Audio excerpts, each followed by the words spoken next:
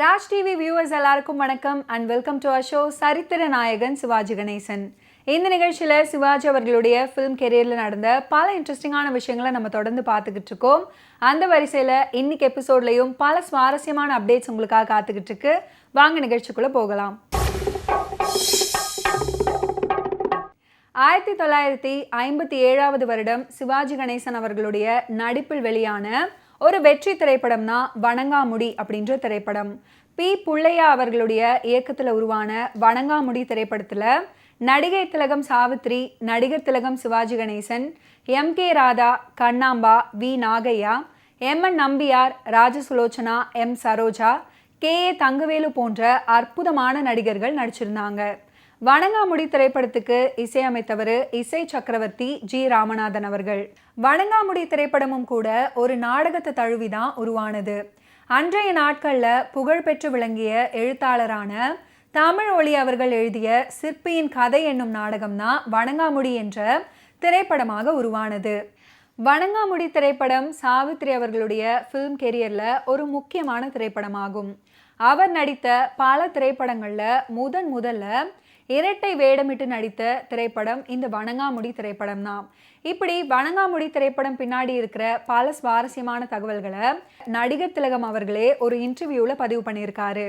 தமிழ் இலக்கியங்களின் பெயர்கள் இடம்பெற்ற பாடல் வா வா வளர்மதியே வா. எம்.எல். வசந்தகுமாரி அவர்களுடைய புகழை எந்நாளும் பாடிக்கொண்டிருக்கும் பாடல் அது.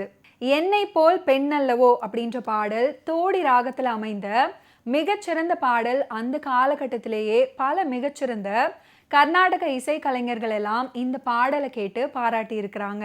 அன்றைய நாளில் தென்னிந்திய சினிமா உலகில் நடிகர் திலகம் அவர்கள் நடித்த பல திரைப்படங்கள் தெலுங்கு மொழியிலையும் மொழி மாற்றம் செய்யப்பட்டு ரிலீஸ் செய்யப்பட்டது.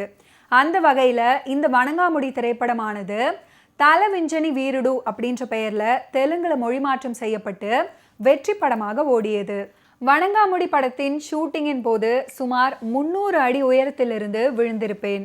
ரசிகர்களுடைய நல்லாசியால் உயிர் பிழைத்தேன்.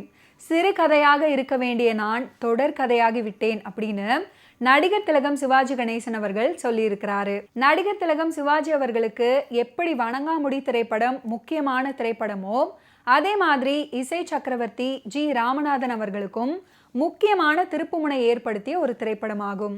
இந்த வணங்காமுடி திரைப்படத்துக்காக சிறந்த இசையமைப்பாளர் விருதை ஜி. ராமநாதன் அவர்கள் பெற்றார் அப்படின்றது கூடுதல் சிறப்பு. தென்னிந்திய சினிமா வரலாற்றில் முதலாக 80 அடிக்கும் மேல் உயரமாக கட் அவுட் வைக்கப்பட்ட படம் இந்த வணங்காமுடி திரைப்படம். நடிகர் திலகம் சிவாஜி கணேசன் அவர்களின் கைகள் கட்டப்பட்டு இருப்பது போன்ற போஸ் அந்த கட் அவுட்ல வைக்கப்பட்டது. சென்னை சித்ரா திரையரங்கம் அருகே அப்போது அன்றைய காலகட்டத்தில் தெளிந்த நீரோடை போல ஓடிக்கொண்டிருந்தது சென்னையின் கூவம் நதி. அந்த நீர்பரப்புல இந்த கட் அவுட் இருந்த நடிகர் திலகத்தின் ஓவியம் இரவுல பார்க்கறதுக்கு ஜொலிக்குமாம். அது ஒரு பக்கம் இருக்க அவருடைய இடுப்பு அளவுக்கு நீரில் பிரதிபலிப்பு இருக்கும் என்றும் பதிவுகள் இருக்குது. அப்படியானால் அந்த கட் அவுட்டின் பிரம்மாண்டத்தை நாம் புரிந்து கொள்ளலாம். மேலும் இந்த படத்தின் இயக்குனர் புள்ளையா அவர்கள் தாதா சாஹேப் பால்கே அவர்களின் உதவி இயக்குனராக பணிபுரிந்தவர் அப்படின்றது கூடுதல் சுவாரஸ்யமான ஒரு தகவல். வணங்காமுடி திரைப்படத்தில் இடம் பிடித்த ஒவ்வொரு பாடலை பற்றியும் பல பக்கங்கள் பேசிக்கொண்டே இருக்கலாம். இந்த படத்தில் நடிகர் திலகத்துக்கு 2 டூயட் பாடல்கள் அமைந்தன. ஏ.எம். ராஜாவின் குரல்ல ஒலிக்கும் வாழ்வினிலே வாழ்வினிலே அப்படின்ற பல்லவியில இதே போன்று மனோகரா படத்திலையும் இடம்பெற்றிருக்கும் அப்படின்றது கூடுதல் சுவாரஸ்யமான ஒரு செய்தி. அதுவும் ஏ.எம். ராஜா அவர்கள் பாடிய டூயட் பாடல் தான். தமிழ் சினிமாவில் தமிழ் அப்படின்ற நிகழ்ச்சியில நடிகர் சிவகுமார் அவர்கள் ஒரு சுவாரஸ்யமான செய்தியை பதிவு பண்ணியிருக்கிறாரு. சிவாஜி கணேசன் அவர்கள் தாதா சாஹிப் பால்கே விருது வாங்கியிருந்த சமயம் அது. அவரை சந்திக்க நடிகர் சிவகுமார் மற்றும் ஒரு பிரபலம் போயிருந்தாங்க. சிவாஜி அவர்கள் குஷியாக இருந்தா அவரை சந்திக்க செல்பவர்களை ஜாதியை சொல்லித்தான் அழைப்பாராம். என்னை வாயா கவுண்டா அப்படின்னு தான் சொல்லுவாரு. அன்று நான் மாலை வாங்கி கொண்டு அவருக்கு வாழ்த்து சொல்ல அவர் வீட்டுக்கு போயிருந்த போது வாங்க உட்காருங்க அப்படின்னு சொன்னாரு. தோல் வலிக்குது மாலை போட வேண்டாம்னு சொல்லவும் மூட் சரியில்லை அப்படின்னு புரிந்து கொண்டு அவரின் காலுக்கு அருகில் தரையில் உட்கார்ந்து கொண்டேன். நான் உங்களுடைய பெரிய ரசிகன் அப்படின்னு சிவகுமார் அவர்கள் சிவாஜி அவர்கள் கிட்ட சொல்ல, உங்க ஆளு நல்லா நடிப்பானா அப்படின்னு அவர் கேட்க, சிவகுமார் சிவாஜி அவர்களுடைய வணங்காமுடி படத்தின் நீளமான வசனத்தை பேசி காண்பிச்சிருக்கிறாரு. அதை கேட்டுவிட்டு நல்லா இருக்கு, இது எந்த படத்துல வருது அப்படின்னு கேட்டாராம். அதற்கு சிவகுமார் அவர்கள், நீங்க நடிச்ச வணங்காமுடி படம் தான் அப்படின்னு சொல்ல, எனக்கு ஞாபகமே இல்லையேடா, அது சரி, இதெல்லாம் நீ ஏன் மனப்பாடம் பண்ணி வச்சிருக்க அப்படின்னு கேட்டாரு.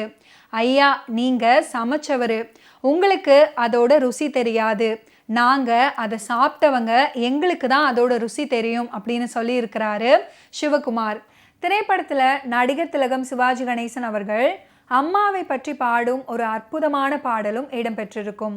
அந்த பாடல் தான் ஈரைந்து மாதமே அப்படின்னு தொடங்கக்கூடிய பாடல்.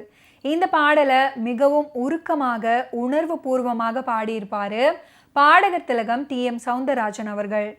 ஓகே வியூவர்ஸ், இன்னைக்கு நிகழ்ச்சியில் நடிகர் திலகம் சிவாஜி கணேசன் அவர்களுடைய ஃபிலிம் கெரியரில் நடந்த பல இன்ட்ரெஸ்டிங்கான விஷயங்களை நம்ம பார்த்து தெரிஞ்சுக்கிட்டோம். மீண்டும் அடுத்தடுத்த எபிசோட்ஸில் சந்திப்போம். நன்றி, வணக்கம்.